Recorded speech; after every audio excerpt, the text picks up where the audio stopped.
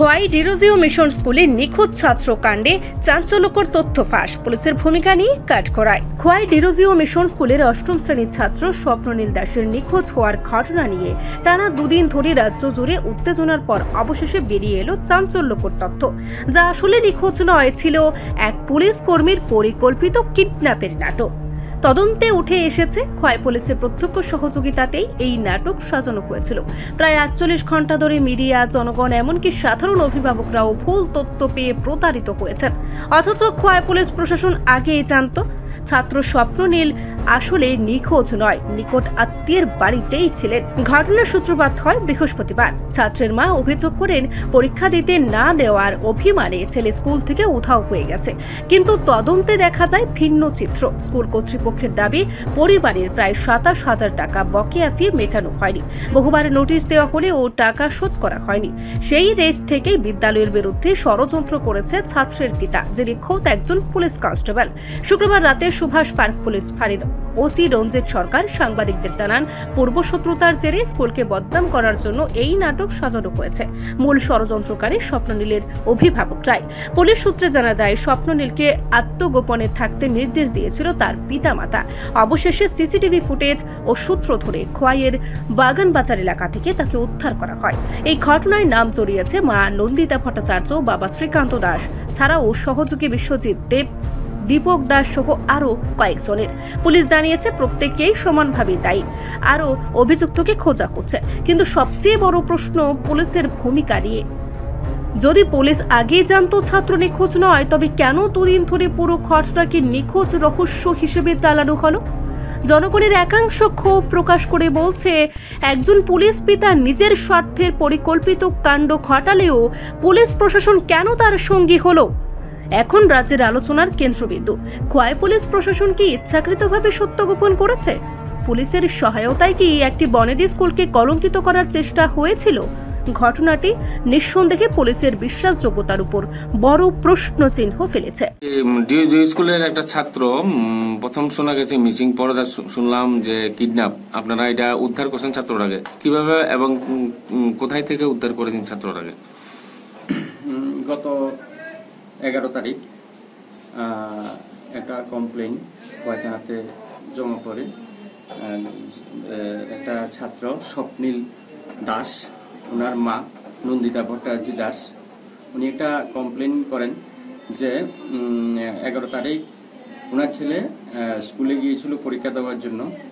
তো স্কুলে নাকি কিছু ফি বাকি ছিল, তো সে অজুহাতে স্কুল অথরিটি নাকি পরীক্ষা দিতে দেয়নি এরকম। এর পরবর্তীতে স্কুল অথরিটি নাকি স্কুল থেকে তাড়িয়ে দিয়েছে। সে অপমানে নাকি সে স্কুল থেকে বাড়িতে যায়নি, অন্য কোথাও চলে গেছে, নিখোঁজ।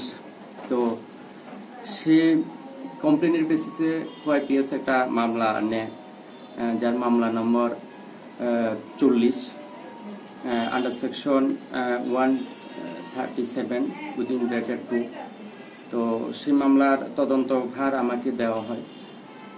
তদন্তে নেমে আমি পুরা ব্যাপারটাকে বোঝার চেষ্টা করি এবং যতটুকু দেখেছি ডিইউজিও স্কুলের সাথে তাদের ফি সংক্রান্ত একটা সমস্যা আগের থেকে ছিল। স্কুল অথরিটি অনেকবার তাদেরকে নোটিশ এবং রিমাইন্ডার দিয়েছিল ফি দেওয়ার জন্য। মোটামুটি ২৭,০০০ টাকার মতো ফি জমা বাকি রয়ে গিয়েছিল। এর মধ্যে কিছু ফি কিছুদিন আগে দিয়েছে, কিন্তু টোটাল ফি দেওয়া হয়নি। তো তাছাড়াও নাকি তাদের পূর্বও কোনো একটা প্রবলেম তাদের আগেই চলে আসছিল। তো সেই দিক থেকে আমরা সুভাষ পার্ক আউটপোস্ট এবং খোয়াই পিএস আমরা সম্মিলিত চেষ্টা করি ছেলেটাকে যাতে যত তাড়াতাড়ি আমরা রিকভার করতে পারি। তো আমরা তদন্তে নেমে আমরা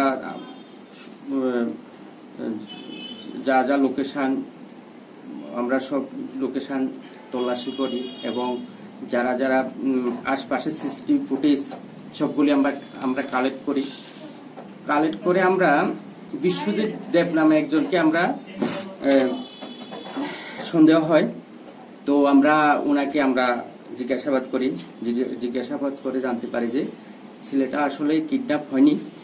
ছেলেটাকে ওনার মা বাবা এবং আরো অন্য লোক মিলে একটা কনস্পিরেসি করে ছেলেটাকে অন্য এক জায়গায় লুকিয়ে রাখা হয়েছে, এবং যে স্কুলকে বদনাম করার জন্য তাদের যে পূর্ব শত্রুতা, সেই শত্রুতার জন্য, স্কুলকে বদনাম করার জন্য এবং স্কুলকে কিভাবে প্রতিশোধ নেওয়া যায় সেই জন্য একটা প্ল্যান ওয়াইজ একটা মিথ্যা মামলা খোয়াই পিএসে তারা দিয়েছে। তো আমরা দেখছি,